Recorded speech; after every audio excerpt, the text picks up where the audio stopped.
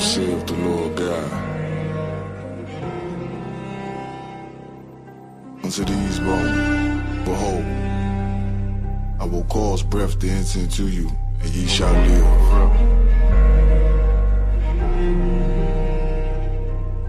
Seen a man rise from the dust, shit glorious in my sight. Never yield, I'm indebted to that old Lord Christ. Can't let them colors fly, only blood will suffice. Try to divide my brethren, I'ma put it in his light. Is you gonna endure? Damn right, I need that white gold with them stones. Look like ginger and ice. Shit, the time until when the bones are healed and we live again.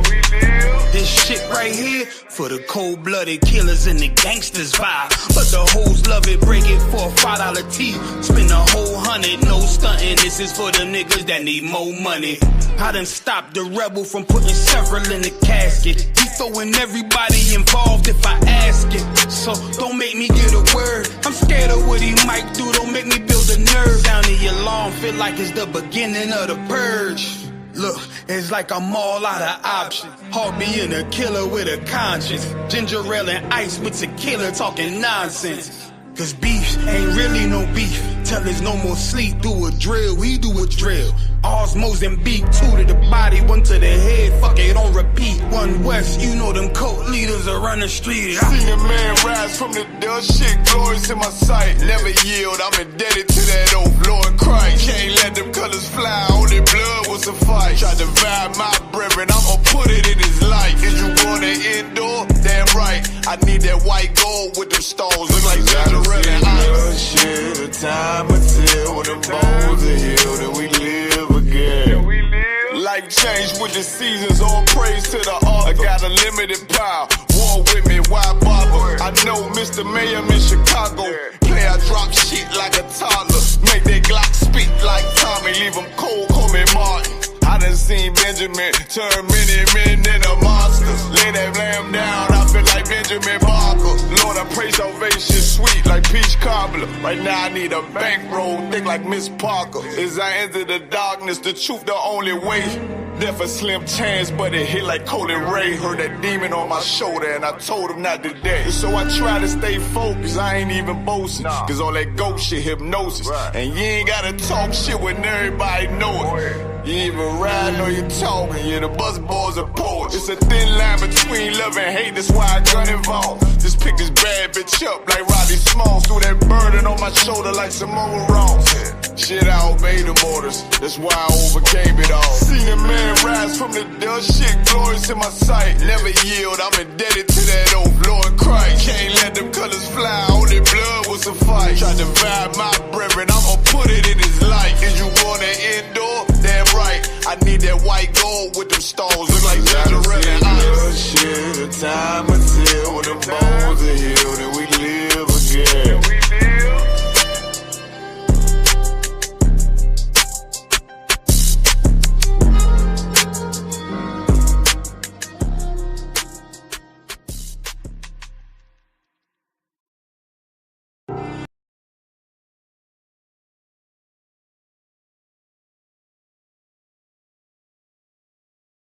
The content provided on this podcast is meant solely for entertainment purposes and should be taken with the appropriate degree of humor and not too seriously most of the time.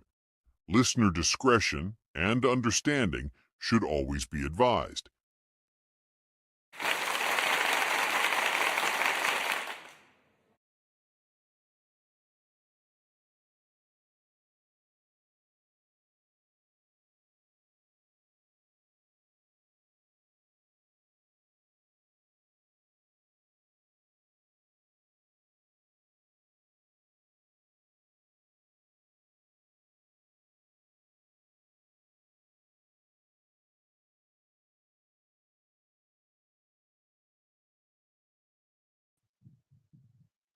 All right, what about now? Can y'all hear me now?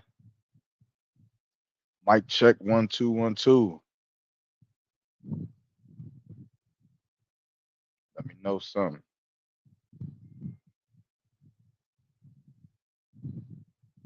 Still no sound. Hold on.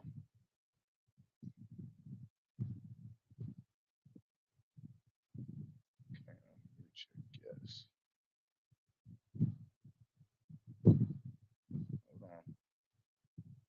I'm getting mixed reviews. Some people saying they hear me. Y'all saying you don't hear me. Which one is it? You hear me? You don't hear me. You hear me, Rachel? Okay, Rachel says you hear me. Says you heard me. I think they just fucking with me. All right, Most High in Christ. Hey, look, I know y'all seeing a different setup. Salaka. We not in the official studio. However, we are the CBP, the Chainbreakers Podcast, of course, under the Israelite School of UPK, under Commander General Yohana. This podcast is presented to you by myself, the Javelin, of course, and as well as my co-constituents, Officer 1000 Thawan. He should be joining us shortly. And Officer 500 Makawa. We'll see if he tunes in tonight. The point of this podcast really, man, is for us to show and share and dialogue with brothers and sisters in the world who, don't usually get the opportunity to see us in a more informal light. If that makes sense. A lot of times you see the Israelite School of UPK and you see us with our business uniforms on. You see us at work, at camp, battling, doing lectures and destroying every ideology that has ever graced the face of the planet Earth throughout history. And so when we're doing that work, a lot of people get their notions that, we're an extremist group or a hate group. Or I think we drink blood all the time. I think that's what people think. We kill cows and just drink the blood all day because you don't know us. A lot of these brothers in here are, professors, doctors, lawyers, businessmen, family members, sons, fathers, husbands, all kinds of things that the brothers in here are, that if you've seen them regularly, you would not think that they drink blood. So the point of this podcast is for y'all to be able to come and dialogue with us. If you have questions about the Bible, if you have questions about the school, the history of the school, why we do what we do, why we talk the way we talk, why we dress the way we dress, why we walk the way we walk, this is the podcast to be able to answer all of those questions. Again, you read the disclaimer. We do make jokes up here, so just be mindful, be an adult.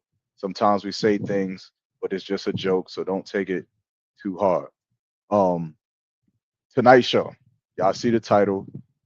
The SPLC is funding the KKK. Now, we're gonna talk about this tonight, if not all night. We got a couple topics that we're gonna go into. I got a guest that y'all seen before. I'll bring her back on here in a second before she falls asleep on me. But we're gonna get up here. She got questions, we got topics, she got a couple things that she wanna bring out that she's doing in the city of Durham. So shout out to her.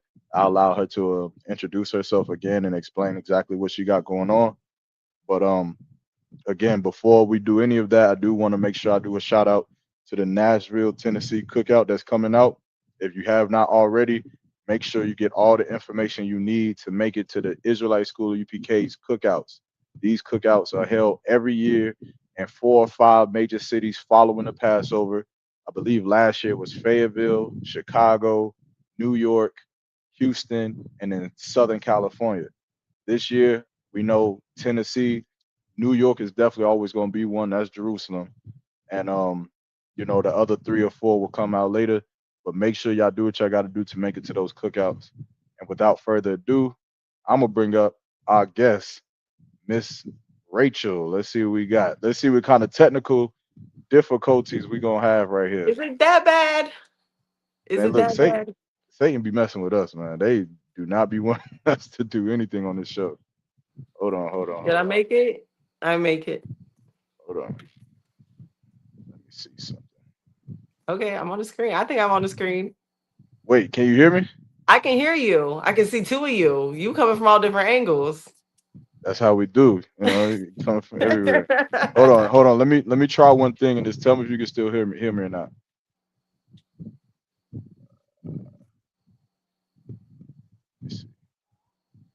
Okay, you still hear me? Still got you. I bet. We're good to go. What's going on, man? What's your name? Where you from? Tell the podcast a little bit about who you are, what you do.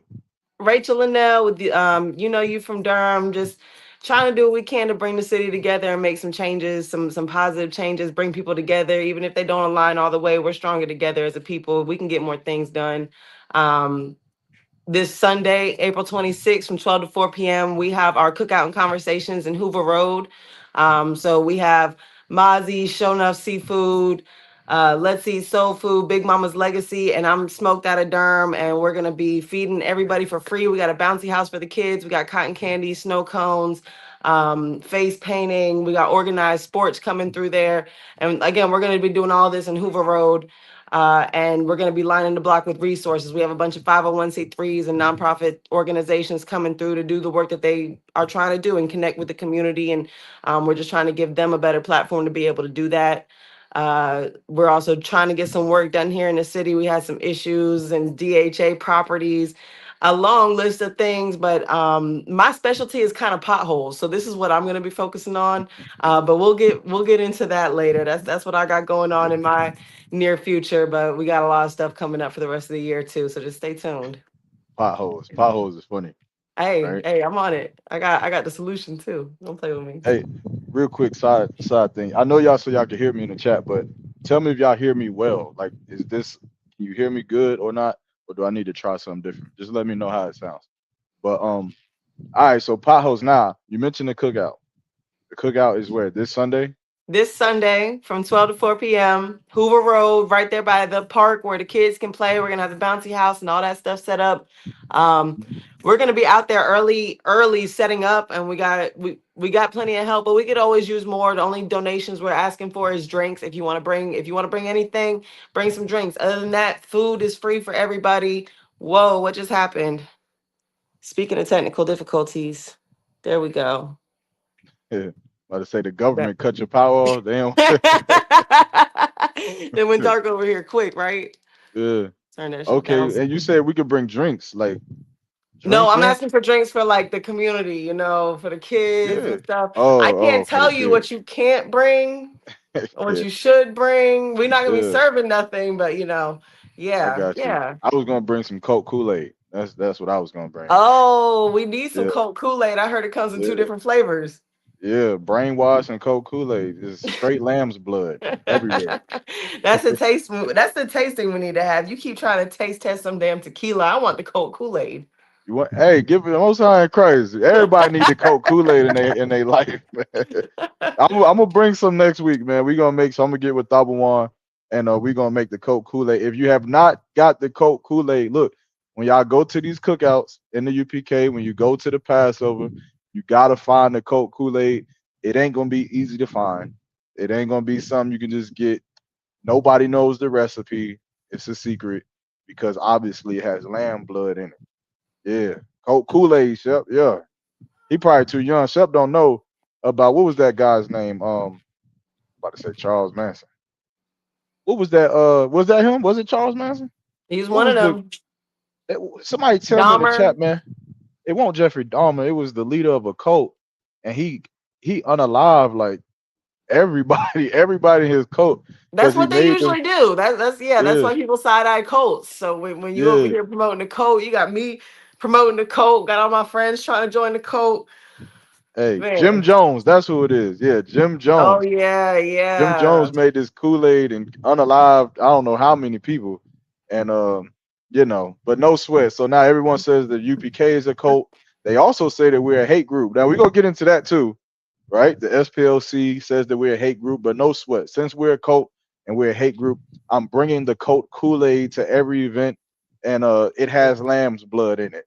And if you believe that it has lamb's blood in it and you don't want to drink it because you're a fucking idiot, then just don't drink it. Just continue being an idiot Ryan. and claiming that we're a cult while we drink all of the lamb's blood and have a great time. But no sweat. You mentioned the cookout. I know this is this your first cookout or did you do No, one so we before did this? Cornwallis. I think that was March 15th. It was awesome. We also got the mobile thrift bus that comes out and gives away free clothes to everybody. We had senators out there. The mayor came out. It was a couple city council members. So it was definitely the right people are in the room. If you have ideas for the ways that we can find solutions, a lot of people were giving me shit before. They were like, how's a cookout going to solve our problems? And I don't expect the cookout to solve the problems, but what we need is conversations, and we need to start working together to figure out what is the solution? I don't think any one person knows what the exact right answer is, but I think if enough people come together with the same mindset that we want to see something change, that's where we're going to find a solution. So that's the whole concept there. And like I said, the right people are going to be in the room where if you want to make some noise, that's where you can do it. You can have these important conversations with important people and amongst your peers, because I guess my biggest thing is that we need to start making more room for politics within the community if you actually want to see something change, because politicians love to say, meet me at City Hall, meet me at City Hall, but City Hall is not and has never really been structured for debates with the people. This is where you're supposed to present solutions, but nobody's really on the same page when we all just show up at City Hall on our own. We got to move as one accord as the people if you want to reclaim the power and make these motherfuckers fix potholes and, you know, bring DHA up to livable standards and all this other stuff. We got to get on one accord first so we can hold them accountable. Word. I'm gonna try one more thing and tell me if you can hear me. This is the last thing I'm gonna fondle with.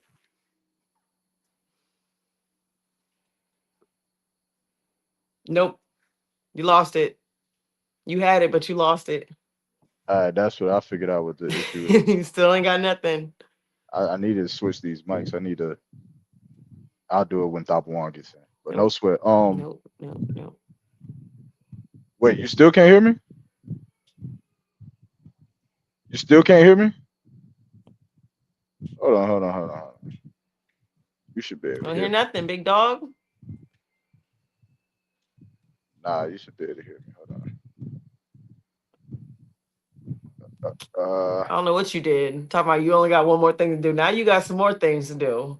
Nah, you can hear me. You be able talking. to. I know you talking junk, but we can't hear you. So go ahead. Nah, y'all Spit can on hear your me. shit Shep right now. said he You can hear still me, talking man. and we can't hear you. Man, this is crazy. Hold on. I'm elite now. Hit undo. Undo whatever you just did. Undo all of that.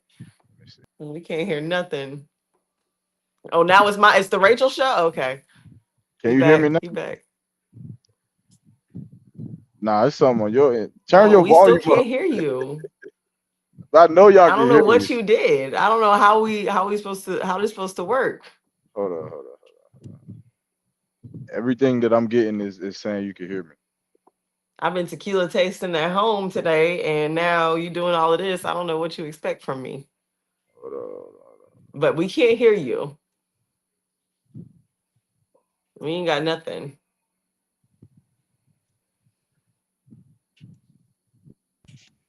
All right, what about now? I don't know what you Hear me? did. You had it. I can hear you. They can hear He me. can They hear can you. hear Is me. it just me? Yeah, it's just you. It's me? What happened? I could hear you Yeah. before. I don't know. Why I can't hear? Hold on. Dang. Yeah. I don't know what to tell you, big dog. I'm gonna try and back out and come back. All right. Dang, it is me, huh? Dang. All right, hold on. I'm gonna try to rejoin. See, I knew it.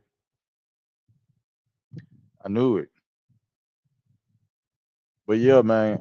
Make sure y'all get y'all Coke Kool-Aid, man. Find it, get it. It's great. Shep, I'm gonna get you some, man. Make sure you get to the cookout. Let me see.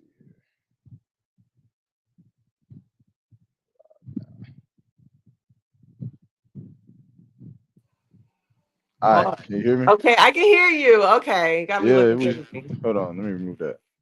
All right, you good to go now? Okay, yeah, I can hear you now. All right, yeah. Don't ever blame us, man. It's you. You the No, problem. you did something. My thing was working until you said, "Let me do this," and all of a sudden I can't. You did something to it. That was not me. Don't do me. So, oh man, my bad. The Diana Salaga. I know I still wait on the shot glass. I need somebody to make the shot glass for us. I'm too late. I can't do everything. I Somebody got to told you make I the got the shot glass. cricket. You got to show me how to do it. I help you with the merch and stuff. Oh, you can make the shot glasses. If you show me how to, I got this thing. I don't even know how to use it. Well, I know how to like print and cut the vinyl and stuff, but I ain't never put nothing on glass. Let's just put it on the glass and doing a little squeegee shit, right? I don't know. I'm That's what I'm guessing. saying. I need So you know somebody I to have make to these watch some shot glasses. YouTube tutorials before I start volunteering to do stuff. Yeah, TikTok is the new YouTube. Get on You TikTok to right. teach you how You to do right. anything. See, TikTok. it's not Lord Christ. Colades, I was going down. But my bad. Did I ask you this though? I was asking how did the first cookout go? It was amazing. The turnout was crazy. We probably we had about 300 people out there.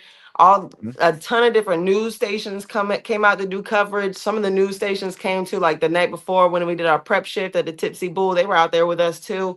We were in the kitchen at the Tipsy Bull from 9 o'clock at night to 5 o'clock in the morning, and then we were out on the field doing setup at like 7 a.m. So we were going for like 48 hours. Everyone who was there worked their motherfucking asses off, and that's why like a lot of people were like, oh, they did this for attention, they did this for Facebook, and I'm just like, bro, I can think of like 4,000 easier ways to get attention on Facebook than to work for like 48 hours straight. Feeding 300 people is hard. That's a lot of work. It was worth it. It was beautiful. It was absolutely like those kids were so happy. Like seeing the kids on the field in Cornwallis. I've lived by Cornwallis for a few years now, and I've never seen the kids on the field. I've never seen them out there playing. So seeing that whole field like being used, and the mobile thrift bus, that was a big impact too. Seeing these kids and these families, they were so happy, like really happy to get some free used clothes. And it's like, if we can do anything that's something that's so simple, like we clearing out our closets, we can make sure these people get some new clothes. And if that's all it takes to put a smile on somebody's face, and that's worth it, and that's just something like tangible that got left behind. We helped out. We had like job applications. We had um resources for people who are like looking for housing and stuff. I had a social worker out there who had a whole table full of resources. It was a great event, man. It really was. And so that's why we crowdfunded the first one. We're not a 501c3 or anything. We raised the money on GoFundMe.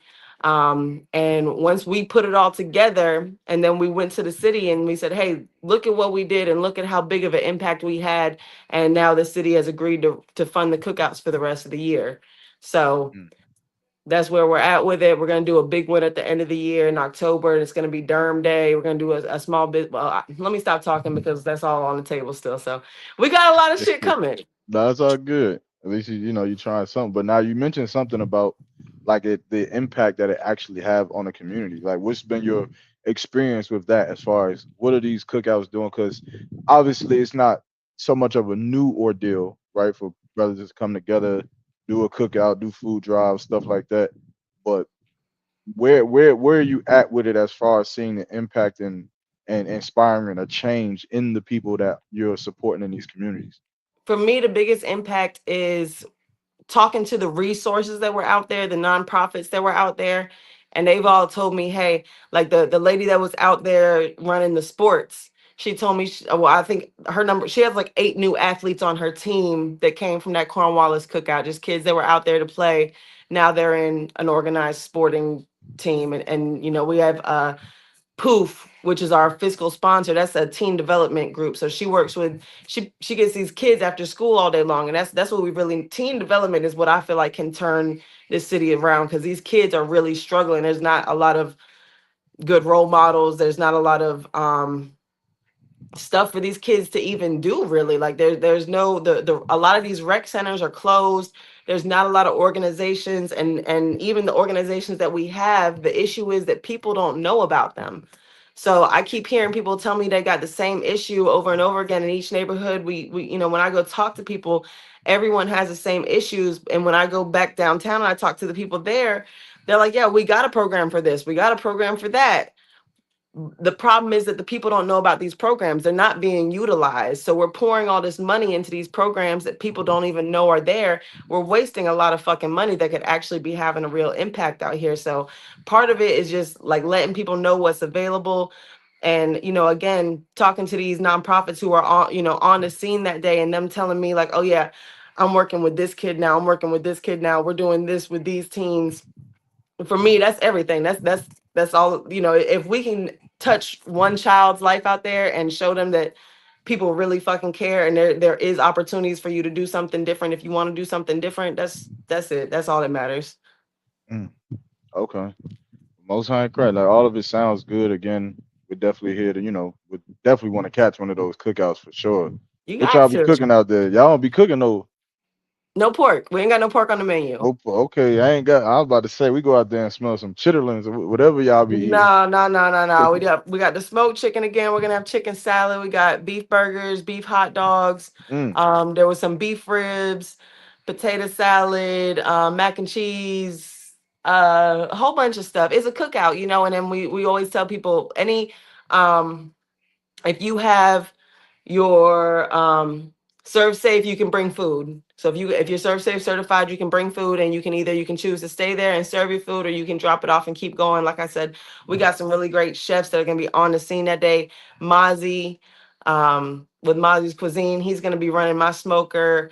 Show Enough Seafood is going to be out there handling the fish. Let's Eat Soul Food is going to be out there helping out with whatever we need help with. So like we got a lot of really good chefs out there, and that was the biggest thing that we could get was the food lined up.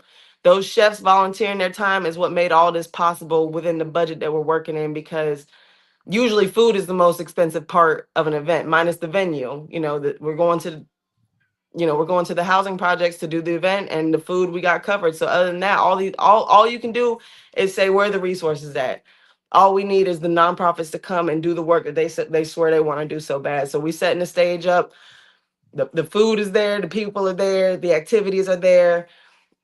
You just got to come work. You know, anyone who wants to get involved in the community, this is your opportunity, and you don't need my permission to come out there. Like, bring your own table, bring your clipboards. Sunday, we're in Hoover Road from 12 to 4. If you want to work with the community, come do your work. Like, it's an open invitation. There's no fee for y'all. There's no cost. The opportunity is there. So that's all I can ask is you come do the work. Now you don't have to answer this question. I don't know if you even want to go into this, but when you started doing this, right? I believe you had mentioned something about getting some kind of pushback, some kind of backslide or anything like that. You could, if you want to answer it, you can. If not, you don't have to. But would have been like, Honestly, uh-huh. it's funny. The pushback really just came because it was I almost unprecedented. Like people come to these neighborhoods and they feed people all the time. Like Mm. people do this stuff. Like I'm not the first person to throw a cookout, but it was really the scale of the way it was happening, the way it was being advertised on Facebook, the number of people who showed up. And again, usually this is like something that's orchestrated really far in advance. And so, the permits are already filed, everyone's in the loop and everything. And that's not how this got started. This got started because there was a slew of shootings in Cornwallis. They were shooting back to back to back. And we were like, damn, we got to do something. And I'm gonna be honest, a huge motivator for these cookouts that I haven't really told people about is your mayor was talking at city council, and he was basically saying like these social media solutions aren't it. Y'all got to come down here in person, and I was like, shit, I bet we can do something on social media. And at first, we were planning on throwing a party at city council, and then we were like, you know what? City council is not where it's at. Let's go to where the people are. So that's really how it started, and the issue really arose just because it was so last minute that the city system wouldn't let us file a permit. So I had to go to Facebook, like, dang, we want to have a permit, y'all, but the system literally won't let us do it. And so we got pushback from the city here and there, but they also kind of fell in line too once they realized the impact it was already having, just like with people supporting it, on the internet, how excited people were to see something like this come through. And initially they tried to charge us to use the rec center, which was crazy to me, and I didn't even announce it on Facebook. I sent a message like, yo, I'm about to announce it on Facebook, and 30 minutes later they decided they weren't going to charge us anymore, so that was funny. um Mm. but that's something that we got to address. Why are we paying to use these community facilities in these neighborhoods that need it the most? Like, I can understand if somebody was trying to throw a birthday party or something, but people aren't really trying to throw birthday parties at the Weaver Street Rec Center. That's this shit should be available for us to use. And DHA gets part of this program through HUD is that these housing authorities are supposed to be investing in resources and opportunities for the residents. And that's not really happening with DHA. I was in a symposium with Eric Smith from DHA, and he made claims that DHA has a partnership with Duke for career opportunities.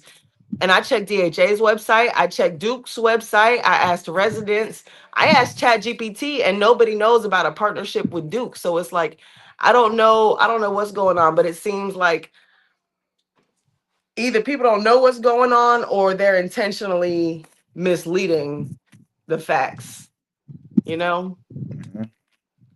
Okay, so most of your pushback has been coming like getting the obtaining the resources to be able That's to where hold it these was events. at first. And there was, a little bit of, some bullshit on Facebook. You're always gonna see when you do something good, you gotta always expect pushback. Like you gotta understand that some people aren't ready for the change that they want to see. Or like if a lot of people were throwing out all these ideas on Facebook, like, oh, you should have done this, you should have done that. Like, tell me that. Let's talk about it. If you've done this before and it didn't work, tell me how it didn't work. Tell me why it didn't work so we don't make the same mistakes. I didn't come in swearing that I know how to fix this. I know how to do this. I don't know how to do this stuff by myself. It's a blessing that I have the team around me that I do.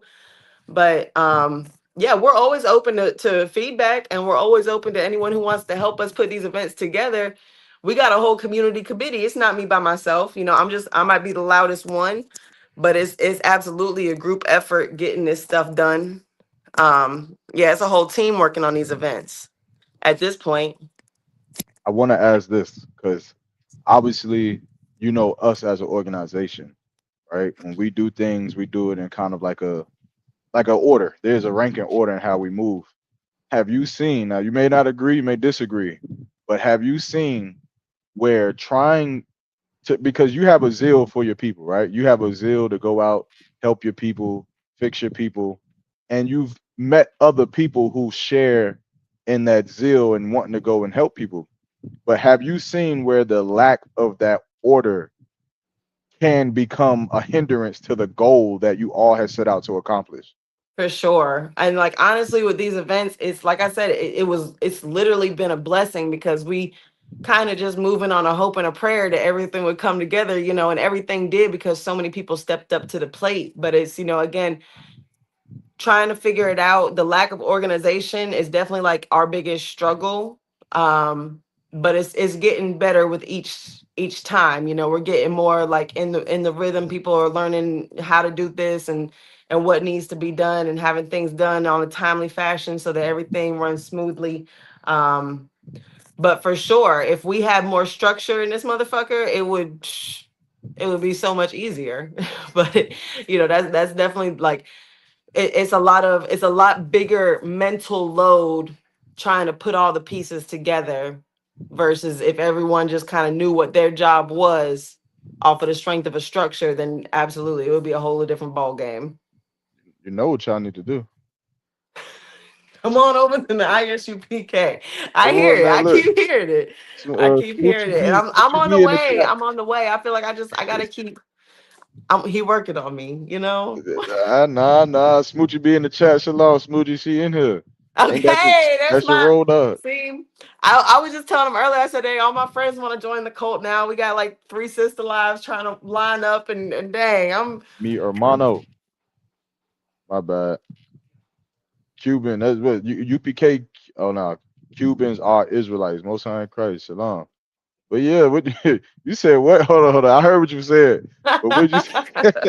Say it again. You and all Smoochie my B is friends doing keep what? texting me like I think I'm ready to be a sister wife. Like, bitch, damn, I'm not even ready to be a sister wife. A, Dang, a sister wife to who? A man of the Lord in the we ain't even UPK? picked a man. We just like I see, and that's my whole thing is like, dang, if I'm gonna do this Nah, sister not wife stuff, I feel like I gotta like the girl more than the man. Like, not. and then Uh, you gonna trigger the domestic violence. You like you cheated on my sister wife. You hurt my sister wife feelings. Now we gotta fight. I can deal with you hurt my feelings, but you hurt my sister wife. We gonna jump you. oh man. Speaking of that, My my brother who bad. got all of the wives in the building, Officer 1000 Tabuan. Shalom, Yeah. y'all watching Qatar. Yeah, but What's going sister, on, bro? yes, like it. That's Shalom, why he sis. How was you late. doing? What's He was going on? late. What's going on? He was My late because he bad. had to tend to all of his wives, all 10 of them. I Nah, figured. That's what I Salakia. heard. Pardon me. Pardon me for my lateness. You know what I'm saying? I had to get myself together. You know what I mean? But again, good to be back. Salakia, I ain't mean to interrupt. Nah, you ain't interrupt, man. She was just telling us about how all of the women in Durham is about to join the UPK and get them a husband, and they're Really? gonna finally stop killing each other over jealousy over a man that obviously can take care of of all of them. Okay. Just send me about 20. I think that'll be Obviously, good. all of them. I mean, let me rephrase it. There are certain brothers Yeah. Okay. in this school that are trained by Commander General Yohana that Okay. is more than capable There you go. of growing this nation to the heights that it needs to get to. Officer Tabawan is one of them. Nah, I'm playing. I'm I not playing. He mean, is. He is. like He's you a wild said, brother. yeah. Con, Care if con. you Let me see. attended or not. This brother said, "Wow, that sister is beautiful." Hey, No. put in your request. Call the camp leader. Not y'all auctioning me off. I'm crying. That's Auction is crazy. crazy. That's crazy. Let me see. Both Sis said sides that's quite cards. not quite how it works, but I get it. Yeah, man. Sis, it's a bittersweet thing when you got ribs that like each other, not like each other like sexually, nothing like that. But Yeah, I we don't mean, do like that. they get along, like they have a love for each other because it's fine because they don't fight each other and they can go to the Passover and sit together, wear the same color dress, and Con. it's cool. That's how I would need it to be. Like I would have to have like a good relationship with the other women. Like I couldn't Really? absolutely. It couldn't be no Ooh. like Well, see, it's good in that moment, but then it becomes terrible when you out trying to get another rib, and they like, is we y'all gonna with jump you? you. Exactly. Is Right. That's what I y'all with was you? Y'all saying. told me he was taking you to the store. You mean Right. he's like he told me he was with you at the movies. Where's Right. this nigga at? Uh, Exactly. That's exactly what I see. we Y'all gonna gonna go to bring it out of council. me. We gonna be I in do so council. I'm good. gonna I send a haven't. StreamYard link to all 10 of you. Just Right. first of all, That's kind of ill. I can't front. That's kind of ill. Being on a StreamYard call with your ribs. I can't lie. That's ill. I'm gonna be, I you would. know what my answer gonna be, right? You know what my What? excuse gonna be? I'm gonna say, What? first of all, I didn't tell neither one of you. I'm different people when I'm all with all of you. I'm a Right. That's a different fact. person. You That's a all are fact. married to one man, and That's a he's fact. multiple different men. I don't even See, I'm understand not why this this is a mature thing. yet. I'm not this mature. I, No. I don't I don't see why it's even a difficult thing for sisters to deal with in the grand scheme. I mean, I think isn't that common? Like don't in most women's lives they've dealt with a man who was dealing with other women.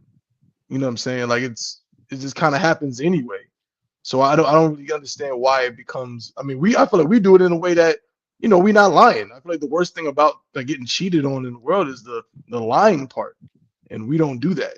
So I feel like it's The much more we don't do that palatable. thing is it's woo. It- You I'm gotta sorry. have a lot of faith. You gotta have a whole lot of faith. hey, faith is what this whole work is built on. Faith, man. But no Ooh. sweat, man. That's not what we talk. Hmm. We can talk about that if you want. But Thabo, just to chime you in, we was definitely going over her cookouts and the things that she's done and some of Okay. the barriers she's faced with trying to gain certain resources. And the Got you. last Got thing you. we were talking about was the backsliding that can take place when you're Hmm. trying to do a thing with a group of people that's not in the truth. And what I mean Right. by that Right. is you're gonna go out and you're gonna sweat, you're gonna suffer, you're gonna sacrifice to get funds together, to organize events, to be at meetings and city councils. And then the second you gain a little bit of notoriety that starts to separate you from everyone else, then the jealousy and the envy in those that surround you is Right. going to overcome the need to be successful in the work that we set out to do. And Right. now Right. you're gonna have a bunch of people that's looking at you like, man, look at this nigga Tabawan. He Hmm. out there talking to the mayor. He out Hmm. there doing this. He calling the mayor by his first name, like Hmm. they friends or something. Well, Right. who the f does he think he is? Right. But we gonna show him. We just gonna ban him, and Hmm. we gonna leave him to be by himself. So and see Exactly. what he does with that. And that is That's a something fact. I'm asking this question because I've seen it before. With different people that I've spoke to that was like minded, like the sister we're talking to, and Hmm. so that's pretty much where we at in the I conversation. got So, like, you. It's like it says. Were you still speaking on it? You were saying something? No, you good. Go ahead. No, I just put just my quick 2 cents again. Like that's such a heavy thing because that's really, we often talk about liberation, we talk about freedom, we talk about resources and so on for our people, but that very thing that Officer Yarmak is describing that we have in the truth is the thing that we need in all of our communities, but we're afraid to get. And I think that we're a little bit disenfranchised. We've seen certain movements that took place, you know, uh, in the 1940s get disbanded. We've seen things, the Black Panther Party basically be infiltrated. We've seen all of these different, you could call them black, or minority liberation movements lose steam for different reasons. But the thing that's consistent with all of them is that they never had any binding literature or a binding spiritual um, basis on which all their actions stem from. So meaning, like obviously Armag is bringing up, guess what? I'm a human being like anybody else. Am I capable of being jealous? Sure. Am I capable of having envy? Absolutely. But I have what me and Officer Armag share is that we believe in the truth. The truth mandates that I cannot be envious of his brother. I can't be jealous of his brother. So if he's doing something that benefits our school, I have to commend him, period. I can't, backslide and say, well, it should be me. Well, I should be the one. Why I always got to be javeling this?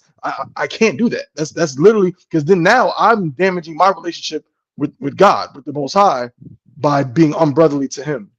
So in order for anything to work that we're trying to do, we have to have an overarching system of belief that no matter what, that's what we adhere to.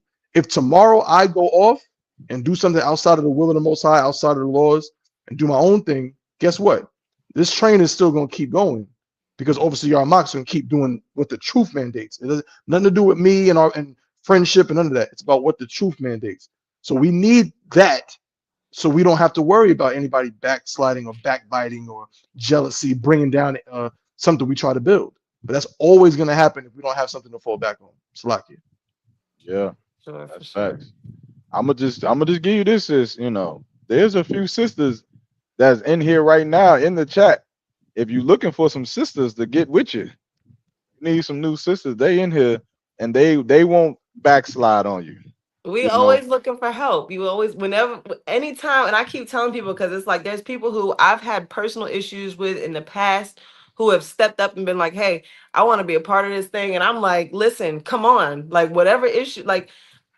Anytime that someone decides that they want to get on board with what we got going on, come on, I'm making room for you. Let me know what you want to do, how you want to do it. We got room for you. We always got room for you. We need the help. And that's the biggest point that we're trying to make is that it's time to align. Like everybody Right, doesn't right. even have to agree on everything, but if we just help each other get some shit done, we can start getting shit done. We got Mm-hmm. 10,000 nonprofits in this city, but they're all pulling in different directions. So there's no real sense of unity, there's no real sense of urgency and structure, like you guys said. Like that structure is so important and that's what's missing. And we definitely, you guys help me with that, like being able to like just observe you guys. It has an impact on me, I promise. Like I love everything you guys do, and it's definitely Yeah, kind man. of pokes holes in my own theories. Like, oh dang, maybe they do know something more than me. Maybe I'm not as uh, on top of this as I thought I was. Um, yeah.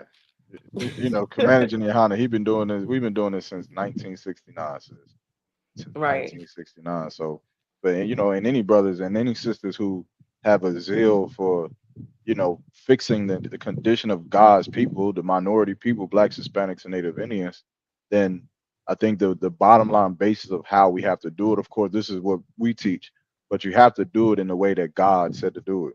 That's the only way that it'll ever work because there's so many, like the scriptures say this, can two walk together unless they be agreed? Can't.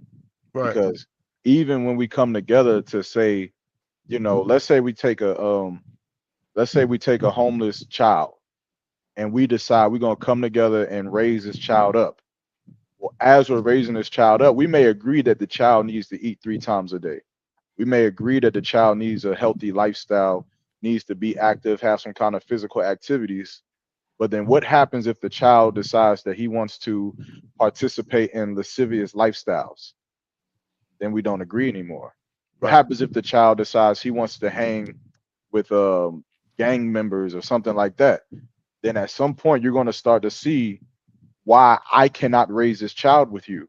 That's why a lot of relationships end and they fail, because Right. a lot of relationships is a man and a woman who are separate in everything. They're separate in the ideologies, they're separate in their faith system, their belief, their politics. They're so separated, but because of sex and attraction physically, they try their shot at at raising children or being together until it begins to be too much. That's why the Bible says in Genesis that they twine shall become one flesh. Because when you come together with something, then you have to become that thing. Like me and Tabawan, he went to school in New York. I would have never met this nigga ever. I would have looked past him in the street and never even talked to him ever. But Ever. when we came together in this truth, we became the same person. That's right. Now we are absolutely the same. We talk the same. We say the same things. We dress the same. We eat the same things. We only Breakfast. sleep with black Hispanic and Native Indian women. Everything that we hold on, they said breakfast. I missed that. No, we don't eat breakfast together, brothers. But God. you get the point. Like everything that we do is the same. And so at some point, that I feel like is going to have to be the main argument. Like, yes, we'll take the money. Yes, we'll take the food. We'll take the housing. We'll take the resources. But you cannot destroy the resources that you get because you decide that you want to live a lifestyle that goes against God. Because we've seen time and time again that even when things are handed to us as Hmm. blacks, Hispanics, and Native Indians, we find a way to destroy it because we ourselves are destroyed. So you can't help a destroyed person but so much because they'll only destroy the help that you give. So like I Right. you. Look, and this Yeah, is man. something me and my friend talked about after we left that first night, and I was like, dang, no wonder I'm so fucking stressed out because I'm over here having to do a lot of leadership shit, and I had to come to the conclusion like, oh dang, I don't want to lead. Like I really I Most Mm. high crazy. it Hell needs to Well be a yeah. said. man Hmm. doing Hold on, the hold on. kid. Where my damn where my shit's at? Hold on. There you go. I don't want to leave. Since you don't have to leave. But go ahead, keep going. What you was about to say? That's what it comes down to. Like I really like talking to y'all. I was like, dang, this is why I was so incredibly overwhelmed and stressed out because I'm sitting here telling myself I can do this, I got this, and then I'm talking to y'all. I was like, dang, I'm doing it, but it's not natural. You know, it's that's why it takes so much for me, and it's so like it feels so impossible sometimes. It's like, dang, I was not meant to carry this damn weight. Mm. Yeah.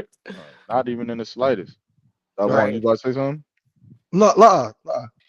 Yeah, not even in the slightest. And the beauty of it is that like having the structure in a school like how we have it, it oftentimes it puts to make it simple, it puts nature back in its natural order. Like a woman should not, again, don't no offense, right? What you're doing is honorable and it speaks to your character and your spirit. But a woman should not be on the front line of anything as it pertains to fixing black people. Right. Like that's almost like we about to go to war and the enemy is coming. They got tanks and swords and guns and shit. And we looking at the woman like, well, get out I there. got guns. Let me Yeah, stop. go. Hey, give her a gun and you go out there first while we sit back. It shouldn't be like that. Like a woman should be able to be safe in a place. That's She right. should be able to feel safe in a neighborhood. And the reason why you do what you do is because you don't feel safe. You feel unprotected. That's You right. feel like the potholes is going to destroy your vehicle. You feel like the drugs is going to flood your neighborhood and eventually get your children. You feel like gang violence is going to take your child's life, if not your life. And so, because you don't feel safe, not only in your household, you have a man that abuses you. And like, I'm not talking about you, I'm talking about sisters. But you have Right. a man that abuses you, a man that lies to you, mistreats you. And then you leave your household and you have a city that labels you a nigger or a wetback. They see you as some kind of criminal or some kind of irresponsible person with your hand out, wanting all the food stamps, all of the SNAP, all of the EBT, WIC, so on and so forth. So you're not safe in your own community. You're not safe anywhere here in America. And so a woman who cares about her people and has a little bit of strength about her, she'll then go and become the thing, or try to become the thing that makes her life safe again. She'll kick that man out the house and put a restraining on her and call the police and fight with her in front of the kids, because in her mind she has to make the house safe again, because the father isn't doing it. He's not making the house, he's not making the home feel safe. He's not making the neighborhood feel safe. Sisters and brothers who come into the Israelite School of UPK, they finally find that system that protects us everywhere. It protects you from Donald Trump. It protects you from the state senators. It protects you from the Congress. It protects you from the police. It protects you from your own husband and your children inside of your home. From the top to the bottom, there's a system in place that protects you and makes sure that a woman can finally be safe and finally have a voice and someone to advocate for them, either systematically or individually. And that is what is so important about what Commanding General Yohana is doing in the Israelite School of UPK. And that is what everyone needs to know. If you want that protection, then you're gonna have to come serve the nigga God once in your life. That's right. You're gonna have to do it. That ain't that what what's what brother said? Somebody said it. And that Suge Knight said, if you tired of having producers all in your videos, all dancing, in the videos, doing this, and, well, if you tired of all of this nonsense, this backsliding, people talking about you, being upset with you, jealousy over you, envying over you, then come serve the nigga God in the Israelite School of UPK. He'll give you brothers and sisters that won't turn their back on you. Brothers and sisters that'll be loyal to you regardless of how much money. We got a brother named Captain Tazariak right now. Captain Tazariak is the hottest thing off the press. He's bigger than Malcolm X. Malcolm X can't hold a candle to Captain Tazariak. I fucking said it. And guess what? Captain Tazariak is the biggest brother that you'll ever meet, man. I can call him right now. Any brother can call him right now. Talk to him. Dude, you understand? He's a brother. Hold on, Salaki. Hold on. Tabuan, you took my camera out. Stop over the pressing buttons, man. Taking my camera out. But he's the biggest brother that you'll ever meet. And guess what? If tomorrow, if Commander General Yohana told Captain Tazariak to stand down, to stop teaching, to go and do something else for a time period, he would do it, unlike Malcolm X, which is why Malcolm X got killed. He got killed because he didn't know how to follow orders, and he was in a group that only knew how to hate each other, so they unalived him. But since that's what we're gonna need, man. But let me see. I did want to say this. I seen somebody in the chat post earlier. Flames try to say you most definitely are a black militant hate group. Most definitely a black militant hate group. It's funny that you are avoiding that label. Shows your cowardice in the face of battle. Oh man. Flames Trotter. Most high cry. I got you. We definitely a hate group. I hear you. Well, speaking of that, since you had asked the question the first time you came onto the show about the SPLC. Ain't it funny? I mean, it came right back around. I'm happy to think it's quite hilarious.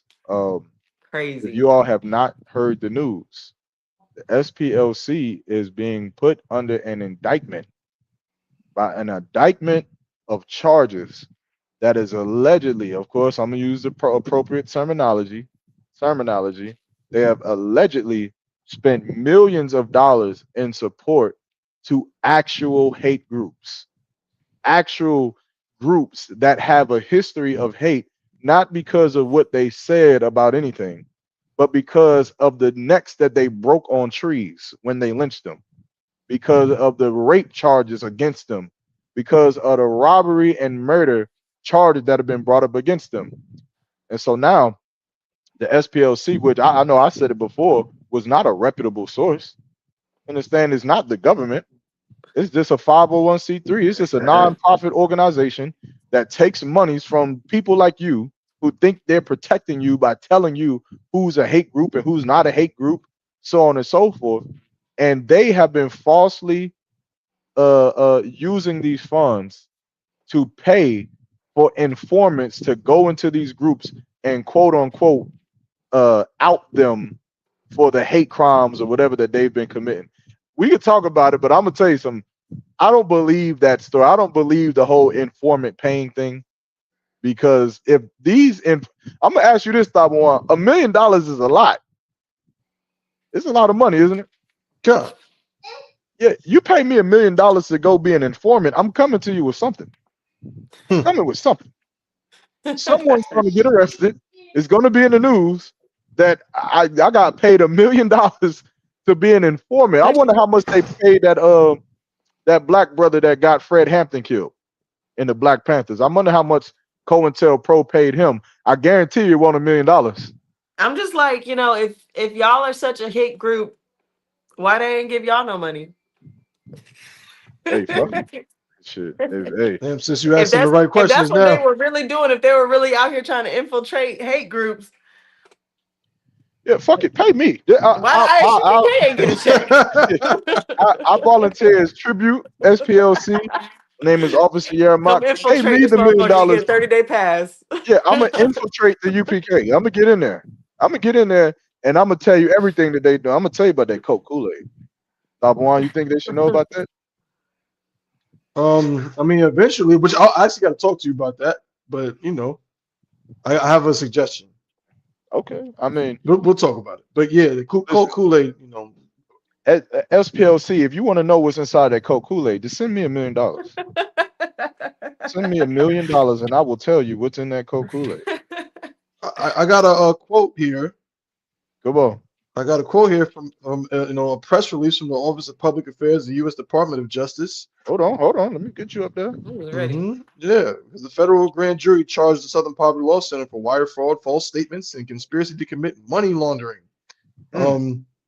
So it says, this is a quote from the article: the SPLC allegedly engaged in a massive fraud operation to deceive their donors, enrich themselves, and hide their deceptive operations from the public, said FBI Director Kash Patel. They lied to their donors, vowing to dismantle violent extremist groups, and actually turned around and paid the leaders of these very extremist groups, even utilizing the funds to have these groups facilitate the commission of state and federal crimes. That is illegal. And this is an ongoing investigation against all individuals involved. Well, damn. And look, I want to know how many people. I want all the people, bro. Salakia. Come on.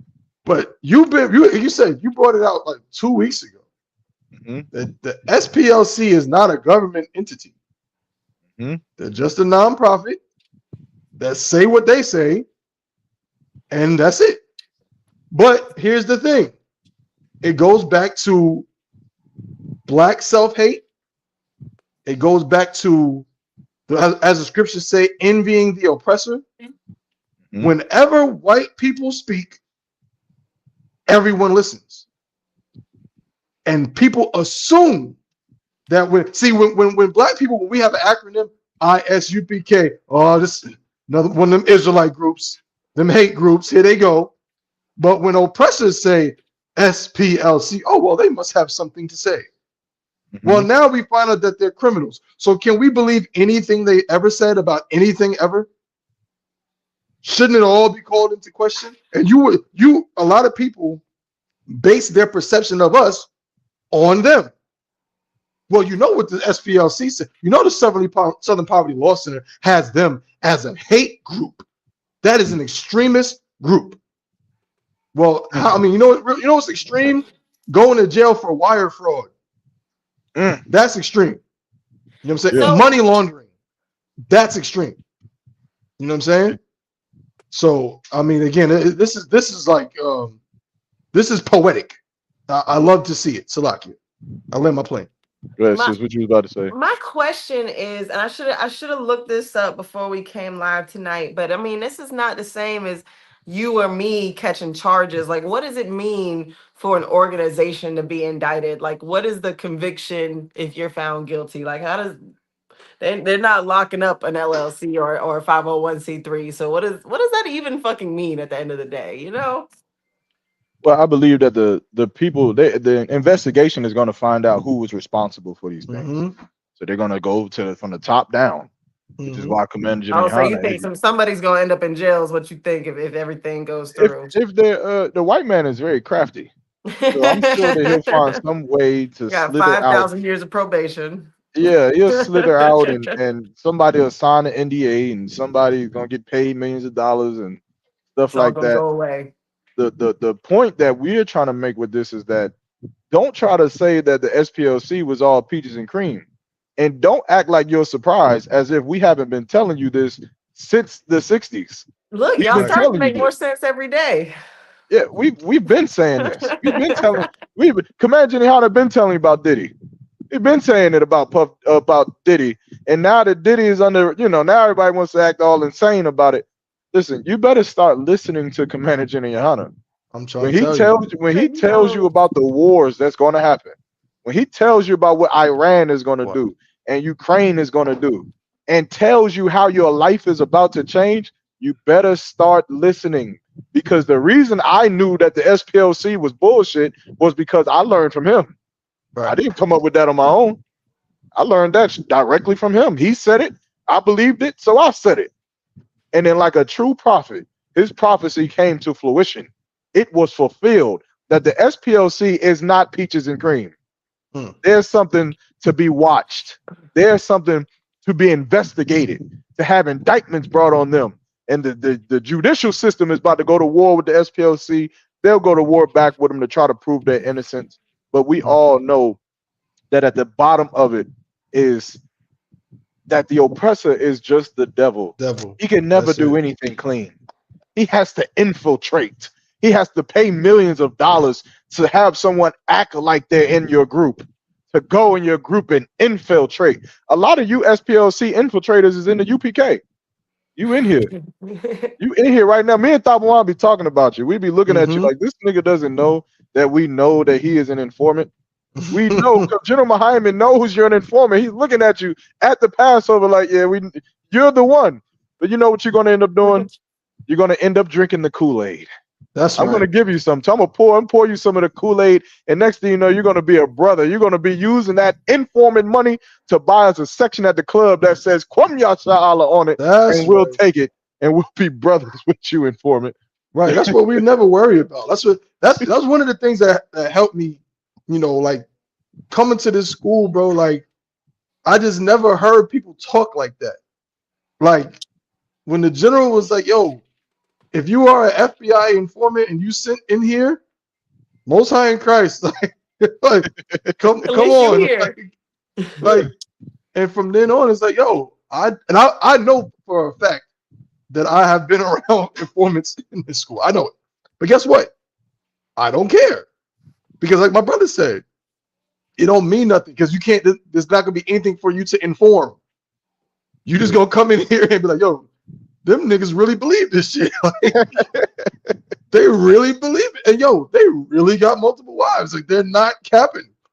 And they're really just brothers, like, so hey man, come on. If that's what you don't want to Really do, drinking man. Coke We Kool-Aid. here. You know what I'm saying? And all you donors out there that gave your money to the SPLC, you gave your money because you hate the ISUPK. Ain't that some shit? Salaki for my language. You gave $3 million because I can't stand them Hebrew Israelites. Well, really, you should have been worried about the other folks. You should have been worried about the SPLC. They a hate group. I think it was more than that. I think it was more like 125 million annually. Damn. It was 3 million. You talking about funding the KKK? Nah, how much the donors is giving to the SPLC. Oh yeah. I don't know. Yeah, they getting like 125 million annually per year. Tragic. I bet Yeah. if they giving 3 million to the Klan, they gotta have some bankroll somewhere. Yeah. No Yeah. sweat. No sweat. You remember Informant 5? He was one. Oh man. Oh man. That was a lesson learned. Like, hey, look, we learned lessons too. I learned from that one. I learned a lot from that situation. Inside joke though. Inside joke. Y'all don't know what's going on. Yeah. But yeah, man. But no sweat, man. Moving on. So that's the SPLC, of course. If you want to, oh, matter, I forgot to play the video. So like, hold on, let me play this. Yeah, I saw the indictment yesterday. I saw the acting attorney general. Can y'all hear it? The volume's real low. Okay, hold on. Tell me if it is still. Yeah, I saw the indictment yesterday. I saw the acting attorney general. What about now? It's still low, but I can hear it. I wonder why that is. Hold on. Maybe it's just me. An FBI director do a press conference on it. It was quite shocking to me to learn of the egregious violations of the law the Southern Poverty Law Center was committing. And I think that's a story that should be on the front page of every newspaper in this country because they've obviously been duping their supporters and the American taxpayers for far too long. It's a criminal organization, clearly, and that's not our DOJ saying that or Todd Blanche saying that. That's a grand jury indictment.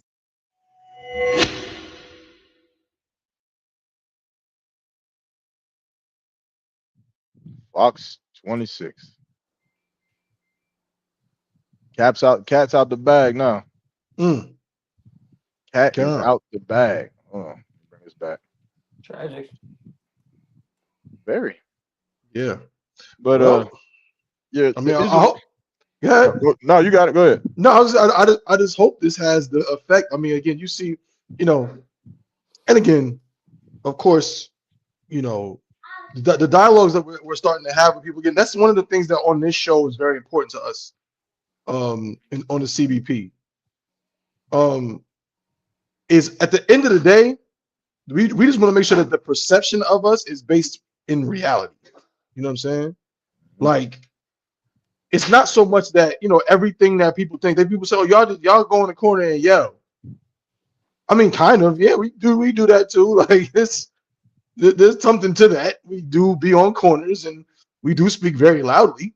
Oh yeah, like y'all be reading out that Bible, and that's true. We read out the Bible, but there's other elements, there's other aspects to what we do. There's nuance to what we do. There's idiosyncrasies to what we do that people are just not privy to because they just read what's in an article. You know what I'm saying? Or they go to Wikipedia. You know what I'm saying? Now again, Wikipedia, we know Wikipedia, you can't really trust it anyway. But people will go to Wikipedia and see that it says, "Oh, they're a hate group according to the Southern Poverty Law Center," and run with that. But we'll not talk about the cleanups that we've done in Cornwallis, like randomly, like brothers, grown men going out there with brooms and what I'm saying, and leaf blowers just to help clean up a little bit. You know what I'm saying? The food and clothing drives we've done in Cornwallis, the food and clothing drive and march that we did in McDougal Terrace, and the other things we've done in the city and other cities all throughout the United States, the work that we've done in the UK. We're a global organization. The work we've done in Canada, in Haiti, Mexico, like none of that. If you go to our Wikipedia page right now, type in ISUPK and go to the Wikipedia page, I promise you will not see anything about the mission to Acuna. Nothing. You won't see anything about it. But why does no one want to talk about that? They only want to talk about, again, what the Southern Poverty Law Center says.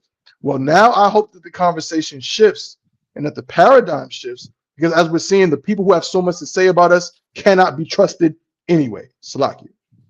Nah, that's facts. And also, people got to be honest about this, because they say that we're a hate group, but what do they use to determine what a hate group is? Right. They say their actions, their beliefs, the things that they say, blah, blah, blah, blah, blah. You go look it up. But if that's the case, then isn't the American government a hate group? Right. Like the president got to be a hate, a part of it, the head of a hate cult group. leader. Yeah, he has to be a cult leader. Because didn't they say there was a war on drugs? That's hate. You hate drug dealers. Right. You hate people that do drugs.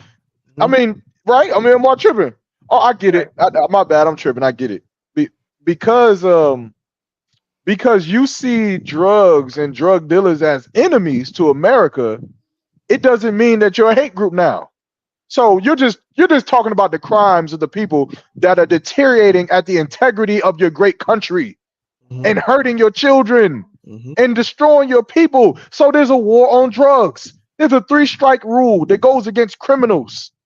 Of course, that doesn't make you a hate group. What about the Muslim terrorists? Of course, you're not a hate group when you speak out against the attacks by Muslim terrorists and you put airport security on anyone that comes through with a hijab. You're not a hate group then because you're talking about your enemies. I get it. It makes sense now.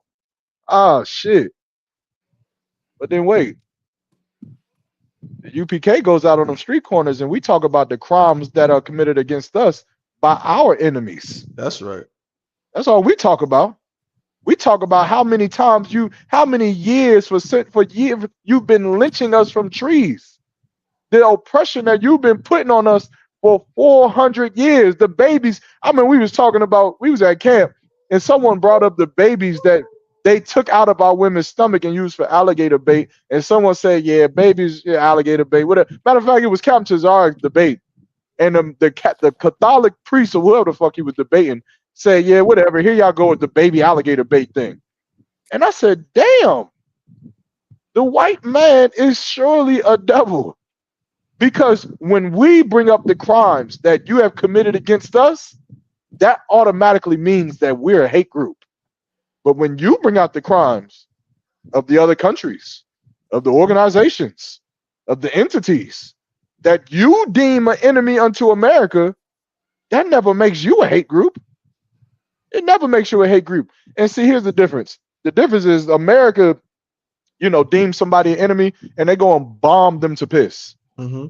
They go and blow them to smithereens. After the Pearl Harbor, America went and sent atom bombs to Hiroshima and Nagasaki that killed countless of innocent Japanese people. Innocent. Mostly innocent. Like 90% of them were civilians. They were damn near all innocent children, mothers, grandmothers. That's right. But America could never be considered a hate group. But of course, we got a Bible and a microphone, and our only claim to justice is that Christ is going to crack the sky open with angels and free us. And we follow the laws. We don't. I get it. We don't sleep with white women. That's what it is. Because we won't sleep with them white women. Now we're a hate group. That it word, Con. Now you get into it, bro. That's it. Man. Yeah, man. If we smoked weed and slept with white women, and if we celebrated Christmas, they would think that we was the next glorified group. I don't know. They'll probably put us in Black History Month. Right. Yeah, we don't do those things. So we're a hate group. No sweat. If that's what a hate group is, then let's make sure we the biggest hate group ever. Because our hate stems from the love that we have for Black people. That's right. That's all. That's all. I yield. That's it. I mean, I think it's kind of like a testament to way the government has manipulated history all along. Like, we got the same history, but y'all tell the reality. People, in school we were told, oh, we had slavery, it wasn't that bad, blah. They breeze by it really quick, and then when you start studying how deep and long lasting the impacts were, and then you start studying what they call good. Pause. I missed it. I missed it, bro. Salaki. You said how deep and long lasting the impacts. Oh man, damn. Y'all are like some 8-year-old boys. Like, this is crazy. That was crazy. I heard it and I was like, damn. Good night. It's all good. I didn't mean pause, like stop what you were saying. I said you had to say pause. I got ADHD. This is like a squirrel running by. I can't even. My bad. Go ahead. You was saying how the long, deep impacts were. So you look at what happened in Durham with the Hayti and urban redevelopment, and there's a man who is written in history as a civil rights leader. He's from Durham, North Carolina. His name is J.H. Wheeler. This man was the president of M&F Bank. He was the chairman of the Durham Committee for the Affairs of Colored People, and he was one of the 5 members of the Durham Redevelopment Commission. So he owned the bank that owned most of the mortgages in the Hayti. He was the head of the voting power of Black people in Durham, the strongest Black pack in North Carolina at the time. And he was part of the government that destroyed the Hayti. This man did his job so well in convincing 90% of Black people in Durham voted for their homes to get bulldozed under the promises of urban renewal. They were sold that lie by John Wheeler. John Wheeler did his job so well in Durham, North Carolina. He went on to serve President Lyndon B. Johnson, doing the exact same thing to Black hubs all over America. And he's written in history books as a civil rights leader. He has civil rights accolades. And so we use this man to manipulate populations across the world, but he's written in history books as a hero. He's the reason that housing projects replaced homes all over America. And that's kind of just, the same way they got y'all labeled, how they want you to be seen and how they pick and choose. Y'all study the same Bible that the Christians study. How can you be a hate group and they're not? It's crazy, but it's just the way they use labels and the way they write their own history to manipulate things. So it's so deep, and I'm gonna shut the fuck up because sis, if I could, you just saying is absolutely true. We actually did a lecture. Myself and a few other brothers in the school, we did a lecture on some of the history of Hayti. We also tied in some of the history of Stagville Plantation as well. And what you're saying is so right. Is that that's like a tactic the oppressor has. Like, he doesn't do anything without almost creating the framework by which what he's doing is accepted by the masses. Facts. So, like you said, he uses certain language. He'll word things a certain way within legislation and end up selling you your own oppression. And usually when that happens, it coincides with the civil rights movement. He used Martin Luther King to that very end. That's why there's a street named after him in almost every major city in America. He used Martin Luther King as a means to sell our own oppression to us. And we bought it. And like you said with Durham, they used the phrase urban blight to convince us that, we're going to beautify things. We're going to make things better. Lo and behold, unbeknownst to us, they were going to build giant freeways through major cities all across America, basically splitting these cities from the black side and the white side, splitting the resources, splitting access to things. And now we're left with the crumbs. And then you go to downtowns. It's like it says, guy. I was gonna say they did it under the guise of integration. Durham was a strong, successful Black hub, and they said, "Hey, we're gonna incorporate you into the rest of the city. We just gotta knock down everything you built, everything you own, and then you can become one of us." And we pinky promise we're gonna rebuild all these homes that were taken away. We're gonna give you back all the businesses and then some. We're gonna give you community centers. We're gonna give you proper plumbing. You're gonna be on the grid with the rest of the city. And in the meantime, just hang out in these public houses for a couple years. We got you. It's coming. And that promise, people were waiting for that promise to come through, and they were waiting and they were waiting, and then crack showed up out of nowhere. So that's how they solved that. And then now in the reverse, now the same housing projects that they funneled us in are now getting torn down so they can do the reverse. I'm telling you, it's an amazing switcheroo. The Hayti community, over 80% of the residents in Hayti walked to work. It was a walkable urban, I won't say heaven, but just an urban landscape where people could work, live, eat. Our businesses, if you had to go to the hospital, it was right there.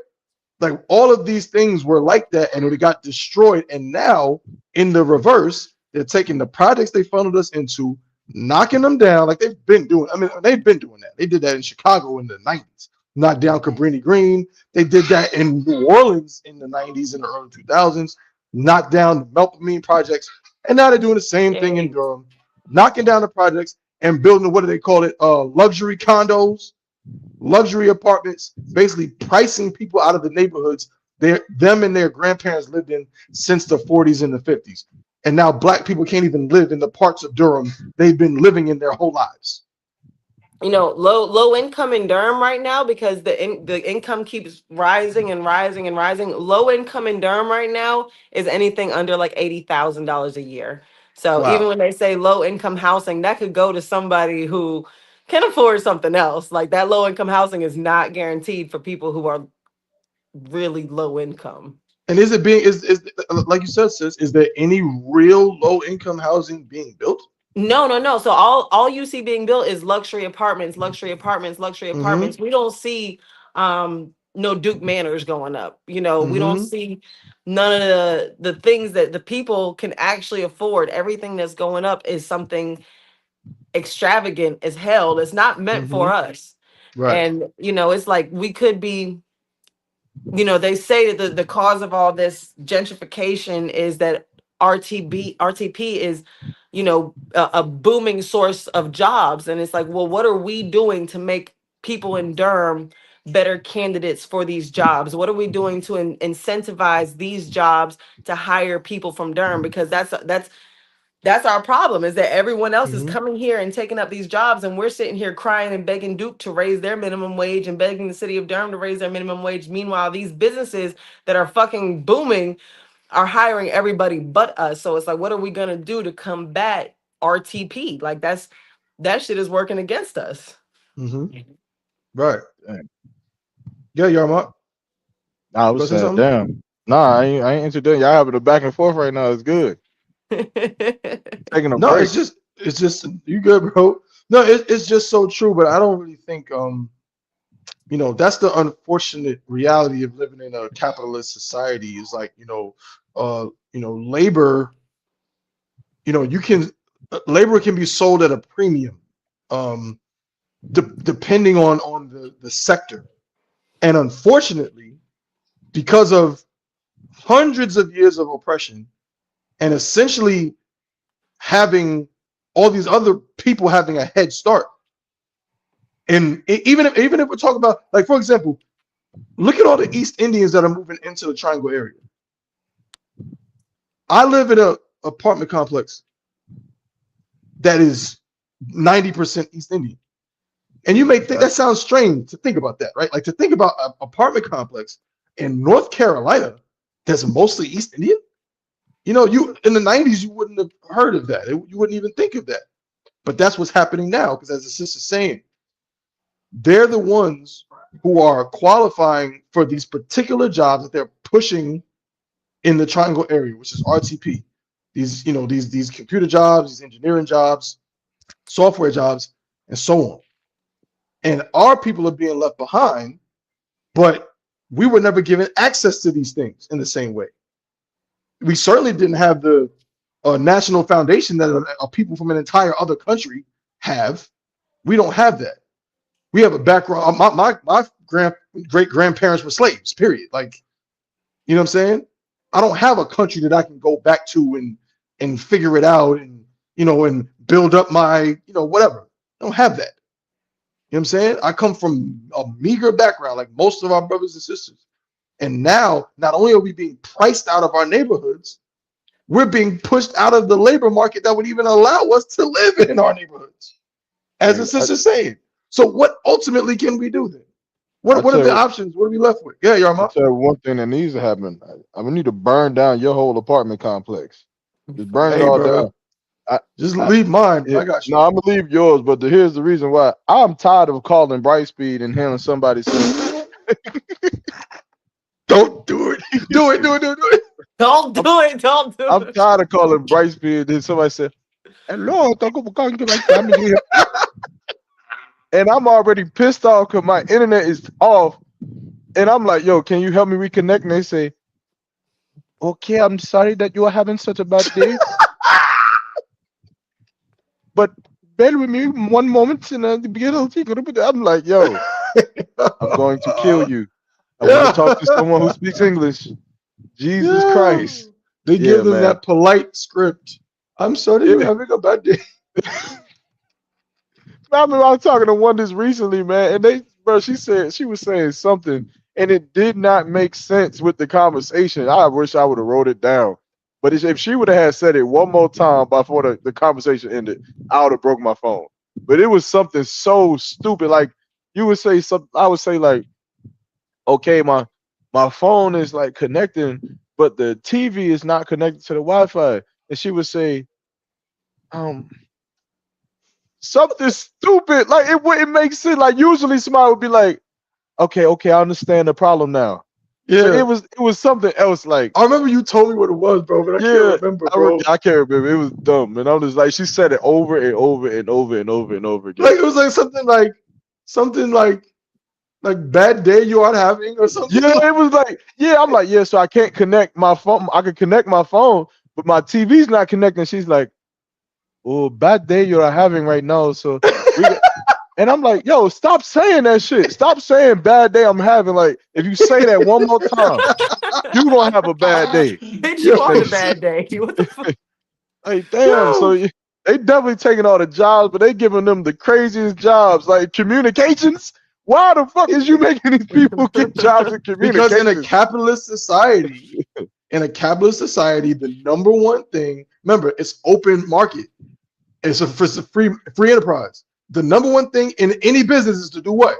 Buy low and sell high. So if you outsource your workload, your workforce to a place where the like monetarily, the difference between a US dollar goes for more there. So you can give them, put it like this, if I imagine somewhere where $10 is to them worth $25. So now I can pay you $50 a week and you'll feel rich. All right, y'all. Let me go deal with my son. I'll catch y'all later. All right. No sweat. Shalom, sis. All right. Yeah, so I can pay you $50 a week and you'll feel like, oh, I made it. Mm-hmm. And guess what? But I'll still make the same profit on this end. So it's like, that's why they do that. They outsource it so that way they can just increase their profits or whatever. But they don't care about the fact that niggas over here don't got jobs. They don't care about that. They don't, and they damn sure don't care about you having to talk to the lady saying bad day you were having. They just need somebody to talk to somebody. Man, I can't wait for the day I call one of them motherfuckers and somebody be like, hey, what's going on, boss? How can I help you? And I'm gonna say most times, hey, nigga, bro, let me tell you, dog, I'm trying to play 2K. My shit is lagging, dog. Help me out. And I'm like, bro, I know exactly what the fuck you got going on. Let me look at your modem real quick. Yep, I see the problem, bro. Look, this what I'm gonna have you do. I'm gonna have you unplug that joint, wait 30 seconds. Matter of fact, they always say wait 30 seconds, bro. You just wait like 5 seconds, put it back. It don't really matter. And then after that, I'm gonna go ahead and reboot your whole system, and I'm gonna get you that jump shot green bean right back in the game. Like, appreciate that, bro. That's all I want. That's all I want. You having a bad day? Bad day you are having? Bad day you are having? I ain't gonna lie though, bro. She said they have a lot of props they're required to use because of the recorded line. Yeah, I get it. I get it. A prop is cool until it sounds like, according to me, cool. Well, hello. Am I speaking with Mr. Yo, you know what I love, bro? I love when you get a call and it's obviously like a telemarketer or what they call it. You know how pop up on your phone like a scam or something? A debt collector. And they be like, it'd be some motherfucker that you know is from Mumbai. And he'd be like, hello, my name is Jonathan Jones. And I'm like, no, your name is not Jonathan Jones. Why are you lying, man? Be lying like hell. No sweat. I guess that's what makes America great. I gotta talk to some Gumpty. Nigga, you know your name is Vishnu. Get the fuck out of here. My name is Vishnu Abdur. Vishnu Abdur. Right. Talking All about right, some Jonathan Jones. That's crazy. man. Hey, look, I want to talk about this real quick. I'm gonna share my screen. God. There was a superintendent in North Carolina, Chapel Hill, Carlborough area, who is under fire, man. Let's see What'd he what he's do? under fire for. Share my screen. I believe this is it. Can't believe you don't got no strong, bro. That's crazy. I found a little bit. What's on crazy? BDSM. All right, check this out. Ridiculous, and I will not entertain it. Of course you would. You didn't know anything today again. You're clueless. Move on, let's move on. Okay? Well, then explain to me a book titled Granddad's Pride that openly depicts two men in BDSM outfits making out is currently available in your elementary schools. So is sexual imagery allowed or not?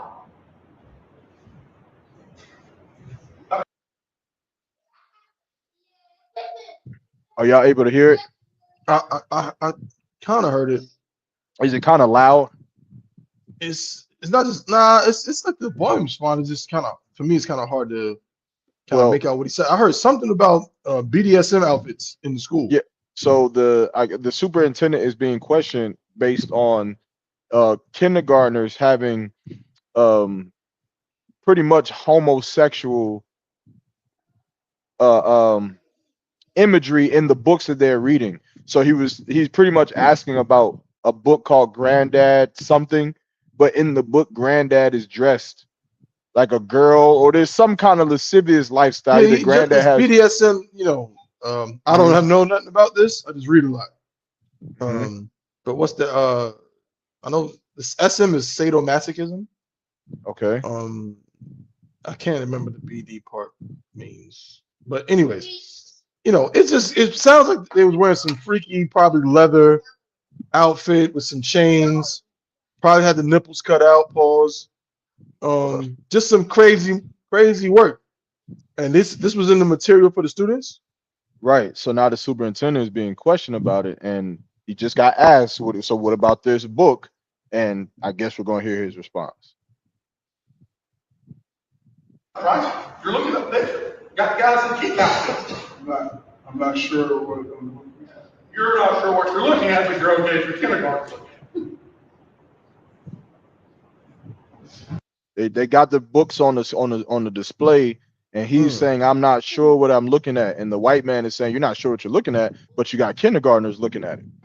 Is this your goal? Is this what you want kindergartens to incorporate? Is this the goal? Is this the curriculum? Is this the studies that you want Chapel Hill Carbo School is known for?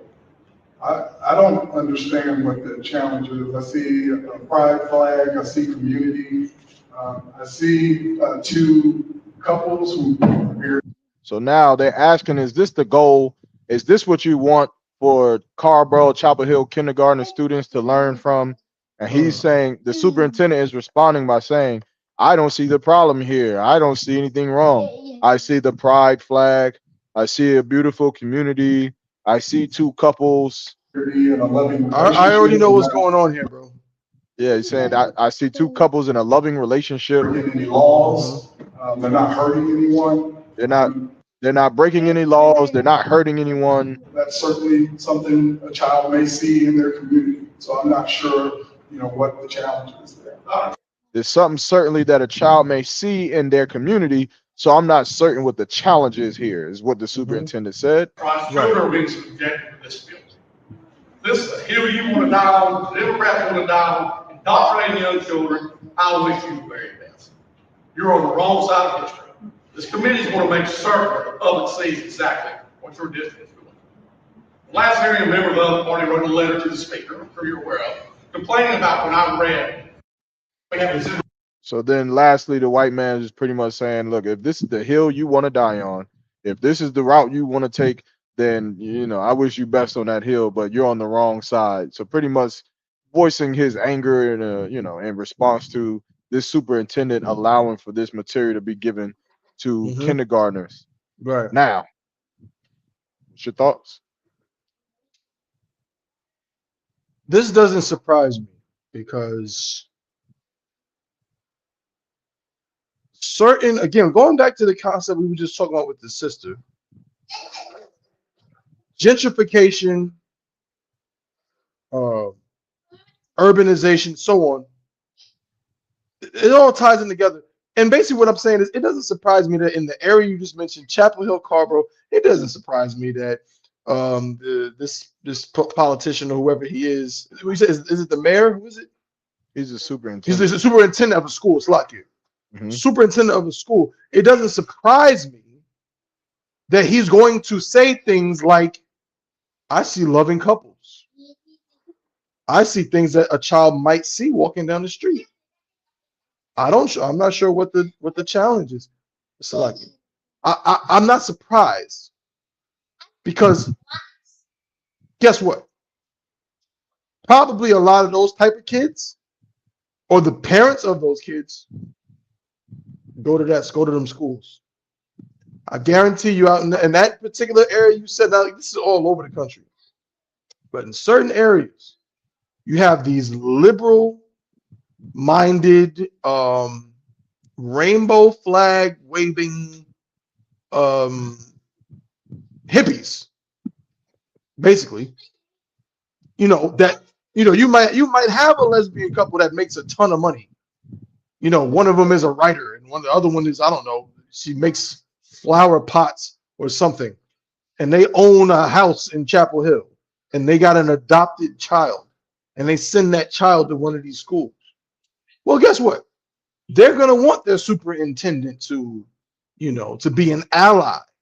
So it doesn't surprise me that this type of thing is happening with the way the world is and in that particular area you mentioned. But just my opinion on what's being said, of course, I find it absolutely ridiculous. When I was growing up, and I'm very old, but when I was growing up, we didn't see those type of things in books. But I'm from New York City, and guess what? I did see those things. So when you say, "Oh, this is something somebody might see," I saw a lot of crazy stuff.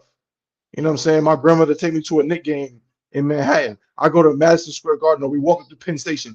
I saw a lot of things, and guess what? Because I didn't see them in textbooks, I asked my grandmother, "Nana, what is that? Why are they doing that? Hold up, those are two men. Dad, those two women." And because it wasn't normalized in the curriculum in the schools that I was in, it always mentally was something that was outside for me. And so to push against that, I'm gonna land my plane, but to push against that, to take that from a child, to take the ability to see something and be like, whoa, whoa, whoa, whoa, whoa, what is this? This is weird. To take that from a child, to me, is child abuse. It's child abuse, and because you can't compare it, because they'll say, well, I see two loving, one will be a regular mommy and daddy, and one will be two men in leather with leather whips and stuff like that. I just see two loving couples. Well, what are you teaching your child? Well, you're actually teaching your child that not that sexual deviancy and that lasciviousness is on an equal playing field with a normal marriage between a man and a woman. That's what you just vicariously taught them. By you trying to coddle them, or better yet, be an ally and not say, oh, well, they're different.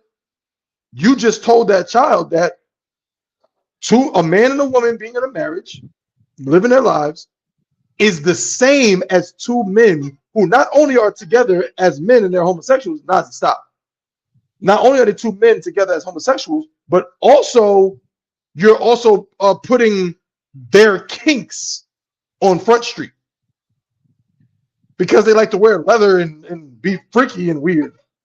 That's on Front Street, and you're teaching children that. Why would a child need to know about BDSM?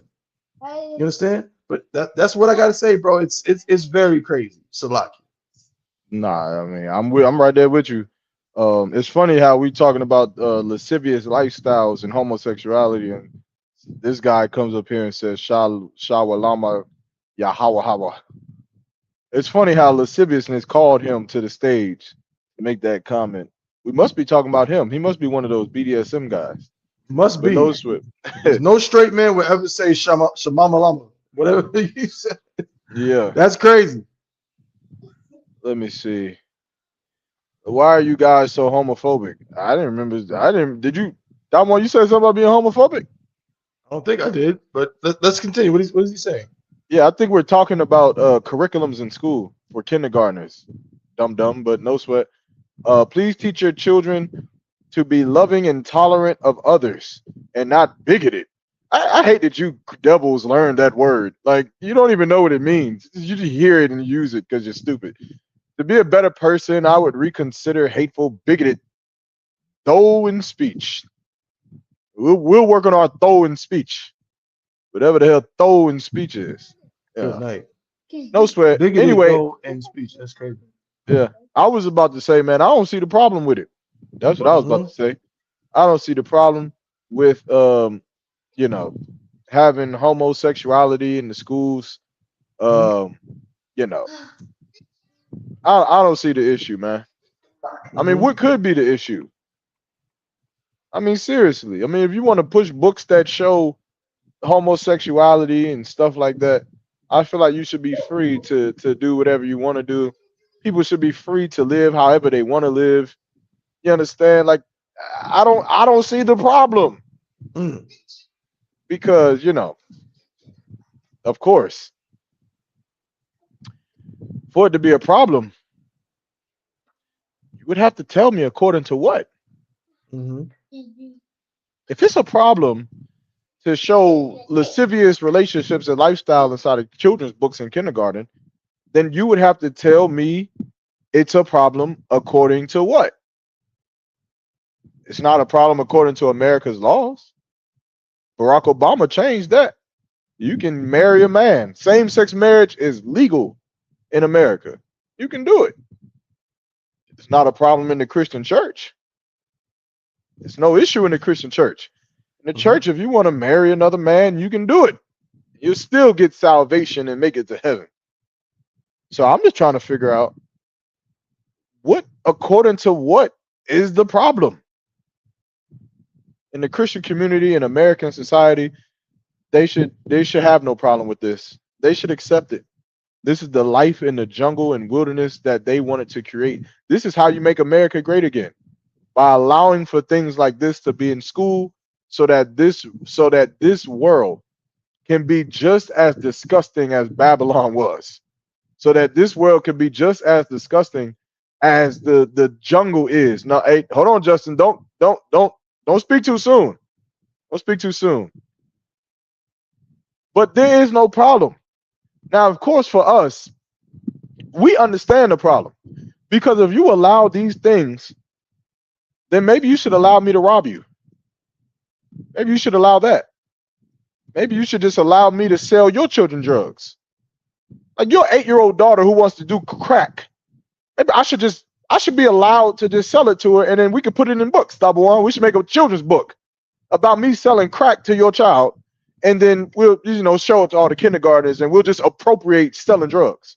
I mean, smoking weed is legal, Double one. Am I not mistaken?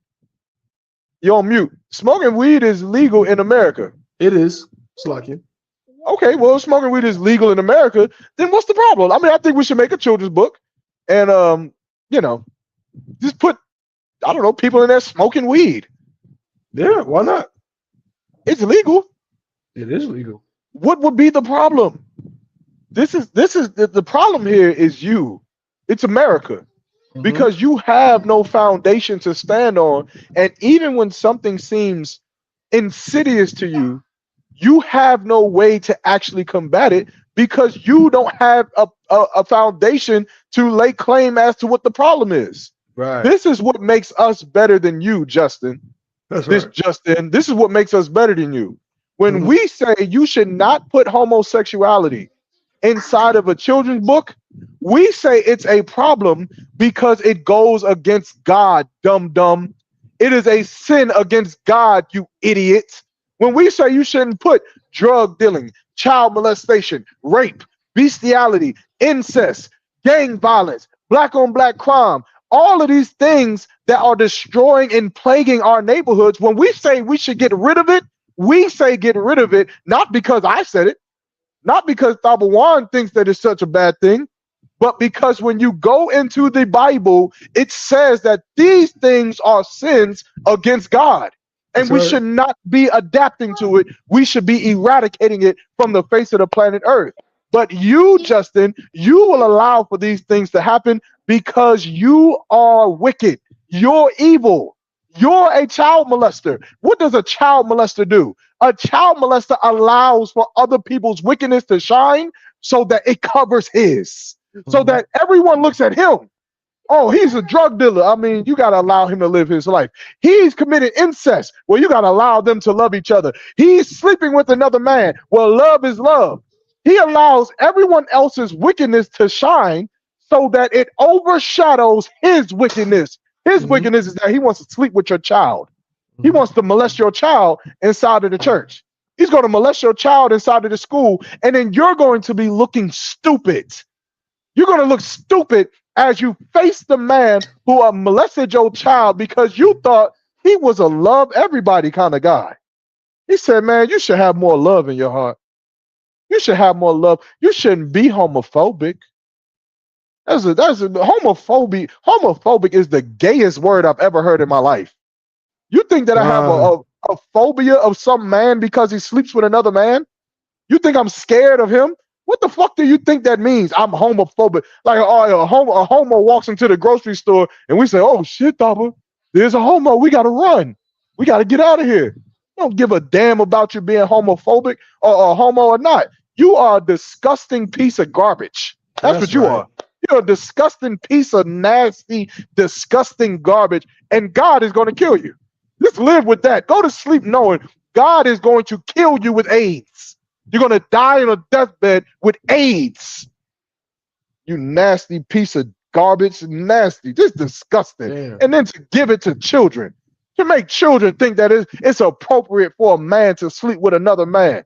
You nasty piece of garbage. Disgusting devils, man. You got to be sick, man. Don't you believe in science?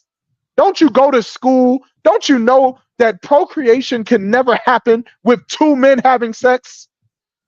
So if everyone in the earth decided to be homosexuals tomorrow, what would that mean for the human race?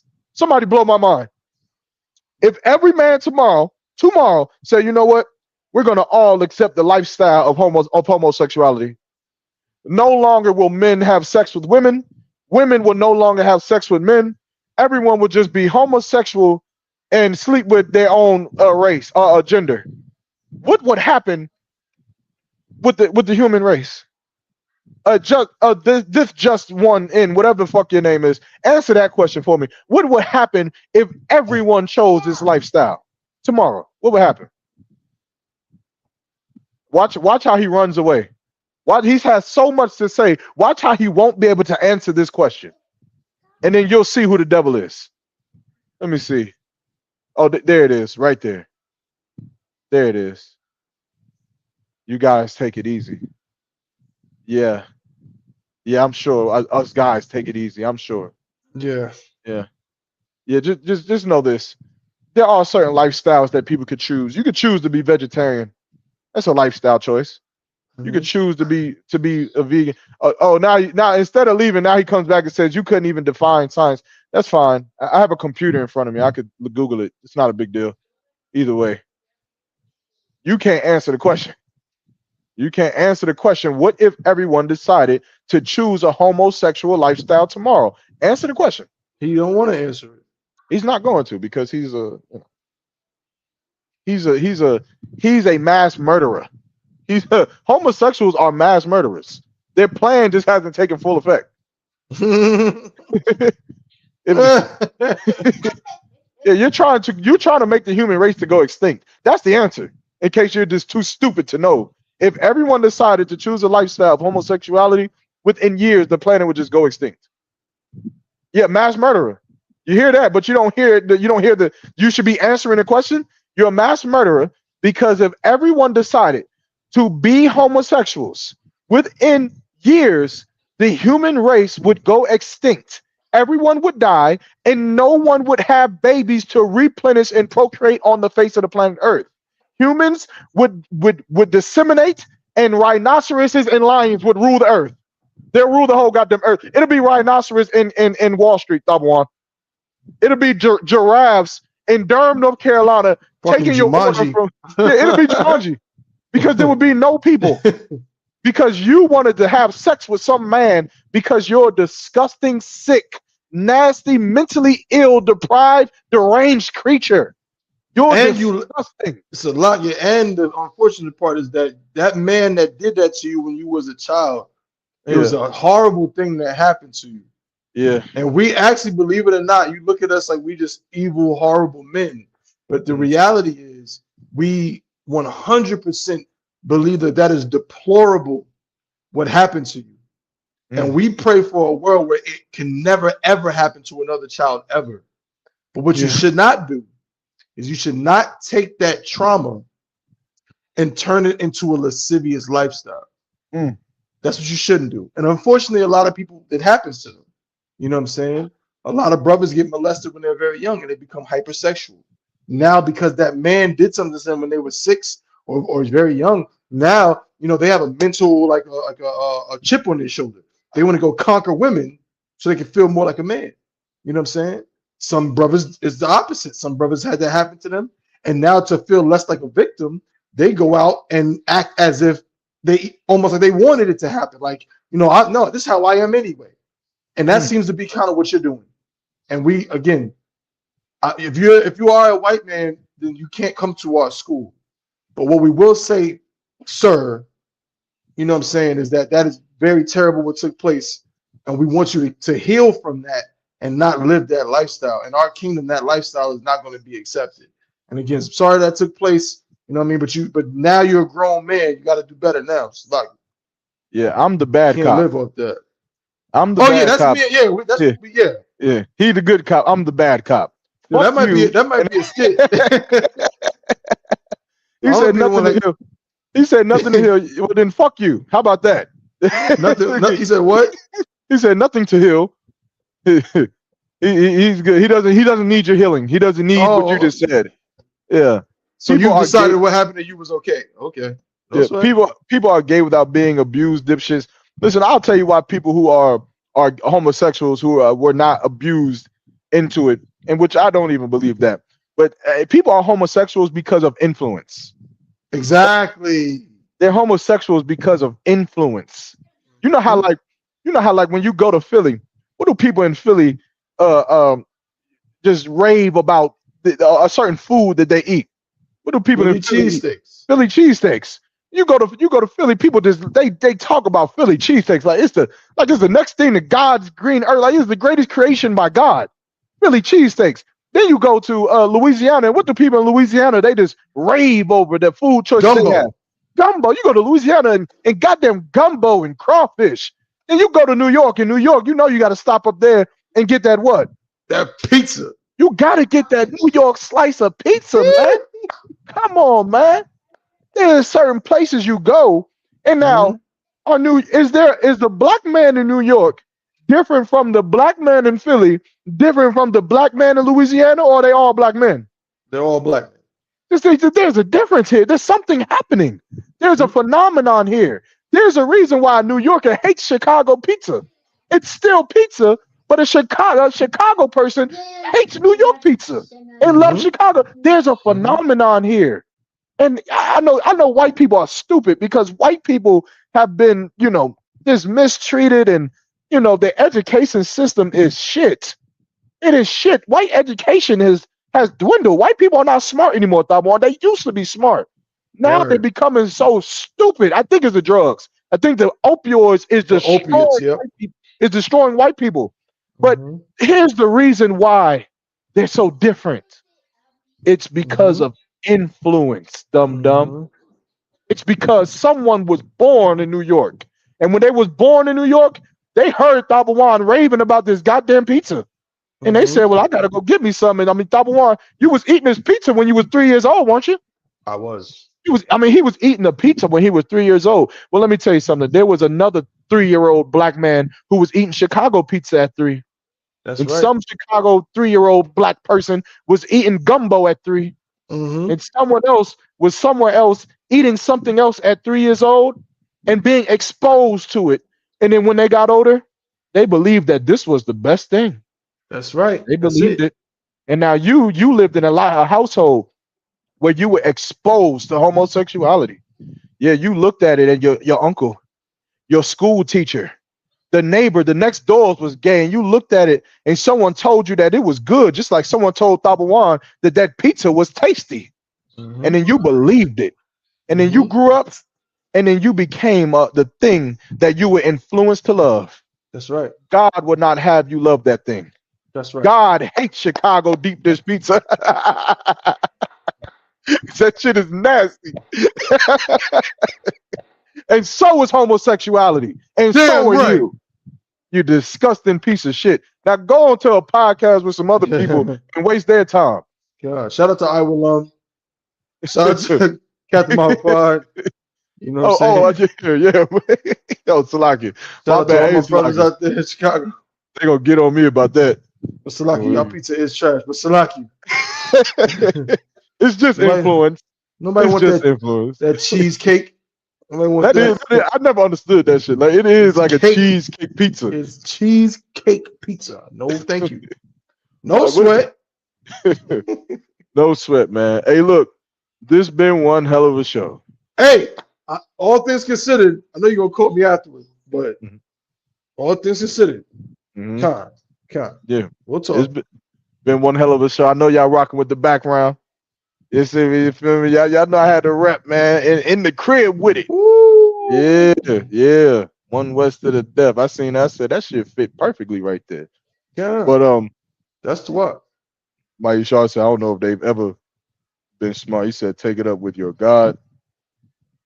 If God is with an uppercase G. But I could educate system. No sweat. Cheesecake man. pizza sound good. No sweat.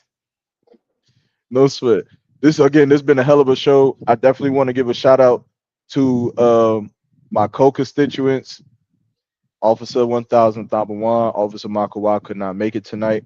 All of the brothers that helped, with the show, with the setup, with supporting it, liking, comment, sharing it, all of your efforts is not going unnoticed. All of the people, all of the sisters, man, the sisters, y'all really make the show go, make the show go round. Y'all know that song? Yeah, the people make the Make the world world go go round. round. Yeah, Yeah. you sisters, man, rocking with us. Y'all really make the show worth it, man. Just being able to interact with y'all up here. Also want to give a special shout out to the sister Rachel. Rachel again, man, second time on the CBP, giving us some fire content, having some great conversations. I know y'all was able to enjoy it. Again, y'all want to check her out, man. Y'all can check her out on Facebook at Rachel Linnell. She's doing some things, man, and we're gonna see when she comes into the school. I'm telling that sister, when she come into the Israelite School of UPK, her work is gonna magnify. That's Her right. office is going to magnify because she'll finally have the pieces she needs to actually get the job done. So any wise sisters out there, you understand, I would definitely follow her on that journey and get into this school and get with brothers and sisters who is like-minded and are courageous enough to not be jealous over each other, courageous enough to not turn on each other, to not lie to each other, and to not wanting to steal from one another. That takes a certain kind of courage to be brave that only Commander General Yohana, through our Lord Jesus Christ, can instill into a man and a woman that has been broken for 400 years. That's right. The only thing that we can have in this place that'll make us fight against the oppression and actually win. And that's what you see here in the CBP. You see it in the Israelite School of UPK. You've been seeing it since 1969. And we will see you again next Friday. But Daba, before we go, what you got, brother? Take us home.